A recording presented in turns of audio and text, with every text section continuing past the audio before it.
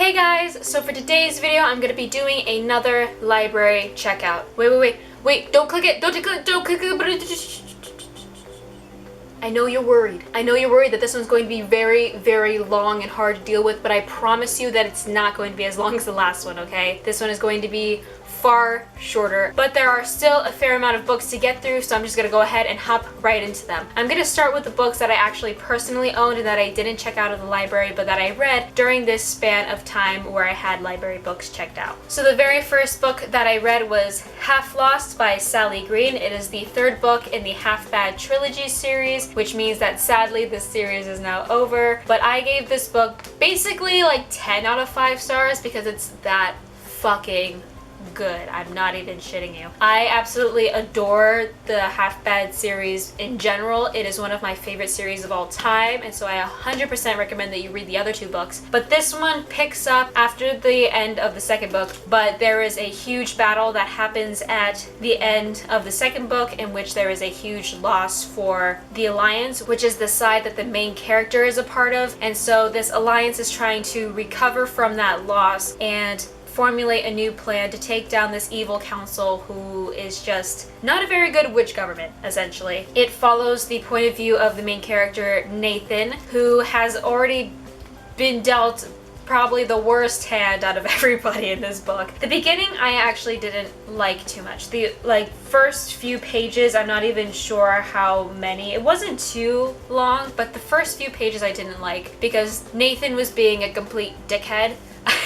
He has a boyfriend in the book and he was treating the boyfriend like shit, and the boyfriend, Gabriel, is like my fave. I love him, so I was very upset at Nathan. I was like, why are you being such a dickhead? Stop it. But after a certain point in time, he kind of realized how much of a jerk he was being, so he eventually just kind of stopped doing that. But it's kind of him dealing with his post-traumatic stress disorder, him dealing with the huge loss that, you know, the Alliance also had to deal with, and him wanting to get revenge on who caused this huge loss. And it's so riveting. There are funny parts. It's sad. It's dramatic. It makes you angry. It makes you anxious. It gives you everything that you could ever want in any kind of book. And I'm not even kidding you guys. At the very end of this book, for the end, I was sobbing. I don't sob. I can cry. I'll let like tears stream down my face, but I've never ever sobbed during a book until Half Lost. Like, I was just so invested in the characters, and the way that it ends is so fucking sad, and I didn't want it to end that way, and I was like, I love this book, I love this series, and I 100% recommend that you read Half Bad, the trilogy, and grab some tissues for Half Lost because your heart is just gonna break into a billion pieces. So this next book I didn't read immediately after Half Lost, but because this is another one that I own and didn't check out at the library, I thought that I would just kind of group these owned ones together and share it with you. And so I read Me Before You by Jojo Moyes, and I gave this 5 out of 5 stars because the feels. If you don't know what this book is about, it is about a man named Will Traynor, and he was living his life, having a really great life. He was super successful and had a beautiful girlfriend and that kind of thing. And then he gets into a motor accident that leaves him paralyzed from the chest down, so he has limited movement of his hands and arms, like very limited, and his legs are completely immobile. And so he wants to kill himself. He wants to have assisted suicide, and his family hires Louisa Clark, who is just kind of, you know, your average everyday girl, to take care of him for 6 months and essentially try to change his mind. And so it is about their relationship and how it grows, and I think that this was just such a beautiful book. I gave it 5 out of 5 stars. I think that the writing is also really well done, and I think that the plot itself is really good in that it doesn't follow the typical romantic kind of book ending where everything's happy and fluffy at the end, but it was still beautiful. I cried at the end, not as bad as Half Lost, but I still cried, and I just recommend this book. I give it 5 out of 5 stars.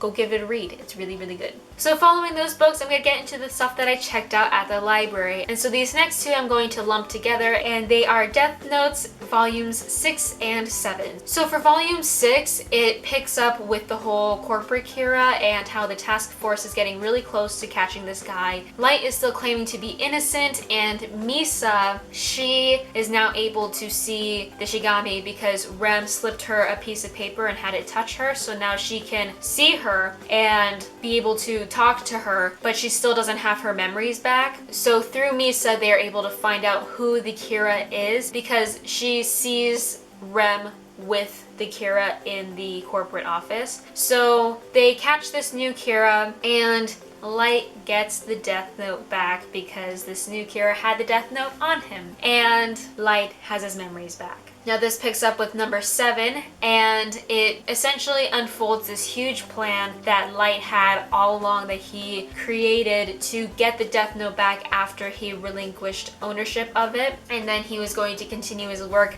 like I fucking called it in the last library checkout. I totally did. And so this follows through with that plan, and then there is a huge event that happens that I won't spoil, but through that event, 2 new characters are introduced. So after this huge event and the 2 new characters are introduced, there is a span of time, I want to say probably like 5 years, where not much progress happens for the Japanese police force in catching Kira, and Kira's still at large and doing whatever the fuck he wants. But the FBI from America gets involved, and at the very end of it, there is a kidnapping that strongly affects Light, and it's putting him in quite the pickle. So now he's dealing with that and trying not to get discovered as Kira. So clearly a lot has happened, and I hope that I didn't spoil too much. I don't think I gave away a whole lot of spoilers because I couldn't really mention 7 without mentioning 6, so I had to like reveal some things, but I really tried to keep a lot of it under wraps, especially the big event that happens. But I gave both of these 5 out of 5 stars because it's so good. Death Note is so good, even though it made me really fucking mad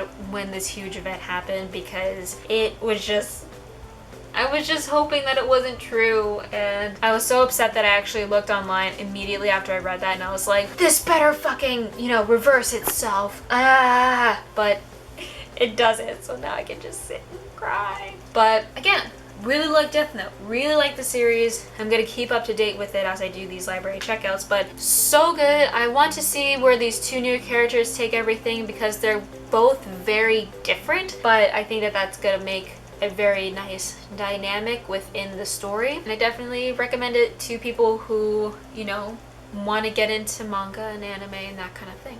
So following the Death Note series, I read Symptoms of Being Human by Jeff Garvin, and it is about a person named Riley who is the child of a congressman who is trying to run for re-election as well as getting an education reform bill passed. And all the while, Riley is dealing with being gender fluid, having extreme bouts of anxiety and depression, going to therapy, and dealing with brand new people at a brand new school. Her therapist suggests that she starts an anonymous blog just to kind of get her feelings out. So she talks about a lot of personal things, and then the blog surprisingly gets very, very popular. But then someone at the school figures out that Riley is the owner of this blog, and this causes Riley to have a very difficult decision to make. So for this book, I gave it 5 out of 5 stars, and I really enjoyed reading this book. You guys know that I like LGBT books because I think that they are very interesting, and I think that there needs to be more of them because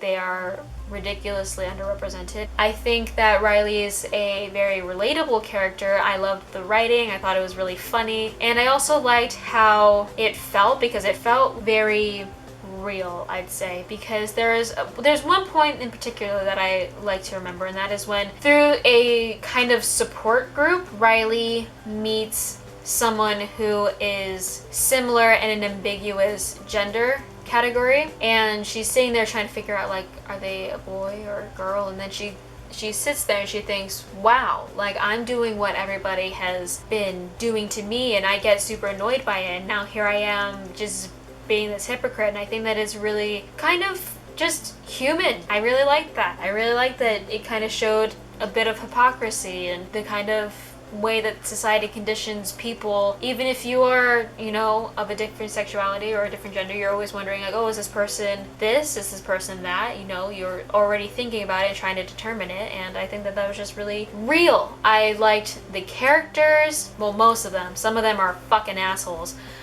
But it was really good. It was a really interesting plot too. I recommend it. I can't say enough about it. It's really, really good. After that, I read The Rest of Us Just Live Here by Patrick Ness, and I gave this 4 stars, but really it should be like 3.5 because it just wasn't my fave. It is about, this is gonna be a little bit tricky to explain, but essentially it is about the background characters. Now, in a fantasy kind of novel, you know that there are the heroes who are directly affected by what is happening and who directly interact with the evil people and have to try to save the day. Well, this is about the people who are part of the carnage, who are trying to deal with still just living and having lives while this craziness is going on with these other people. And so this follows the perspective of Mikey and his group of friends and him just kind of trying to live his life, but he also has to deal with strange encounters that are a result of this other huge story that's going on, you know,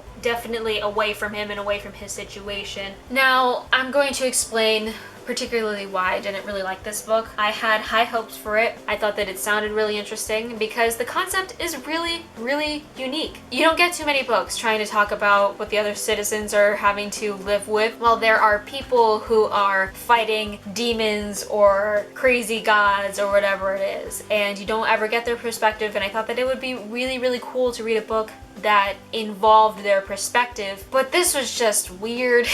I didn't really care for it, actually. It was just okay. The only thing, I liked the ending, which is why I pushed it to 4 instead of 3 stars, but I was just disappointed.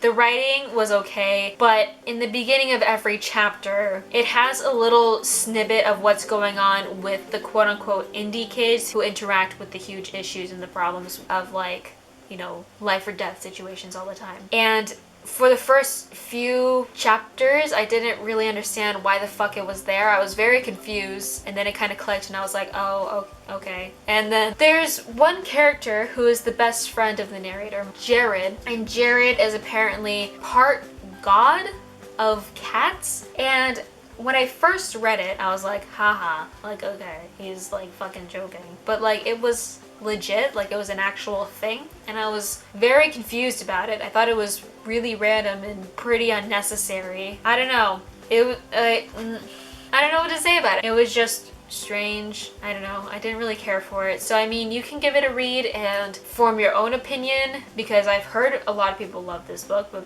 it just wasn't my cup of tea. So then to finish out this library checkout, I read Carry On by Rainbow Rowell. This is a spin-off of her novel Fangirl, which if you haven't read, first of all, read it. But the girl in Fangirl has a huge love and obsession with this series called Simon Snow, which is essentially like a parody of Harry Potter. Like if you took Harry Potter and you took The Magicians by Lev Grossman and you mashed them together and they had a baby, that's what this series would be about. And in this particular book, Carry On, it follows Simon Snow in his last year at Wafford. Sorry, my throat is getting a little scratchy.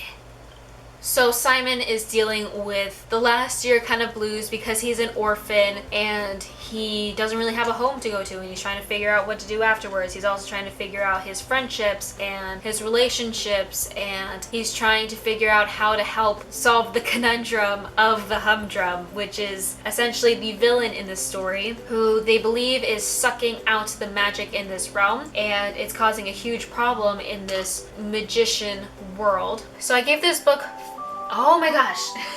So I gave this book 5 out of 5 stars. Oh my gosh. Fucking rude. Now y'all not even gonna leave a message. So I gave this book 5 out of 5 stars. I thought that it was really good. It's really funny. You know that I love Harry Potter, so obviously it was gonna appeal to me anyway. The Magicians, I wasn't like a major huge fan of. I did like it, but it wasn't like I'm super obsessed with it now, but I'm obsessed with Harry Potter, so I liked it a lot. I thought that the characters were all really, really good. and lovely to read. I actually ended up really liking Baz. Like, he's supposed to essentially be like the Draco Malfoy of this story, but I don't know. There was something about him when you started to get more of his point of view that was really funny, and I liked it a lot. And part of me liked the different perspectives, but I was actually finding myself just wanting to read the thoughts of Simon and Baz the most, because I just was living for their growth and relationship and that kind of thing. But it was really, really good. I thought that the plot was really interesting. You would never guess the ending. You never guess it. You would never, well, someone might, but like you would never guess the ending, and it was just super good. If you like Harry Potter and if you like the Magicians, you will like this book. You will. If you like Rainbow Rowell, you will love this book. Wow, I really need water.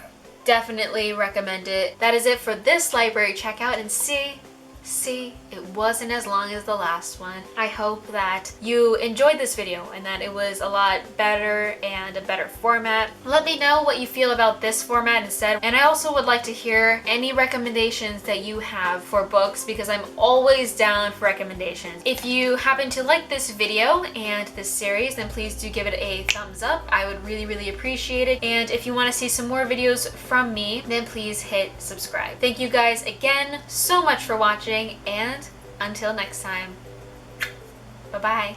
Or telling you that people like you are wrong. You're not.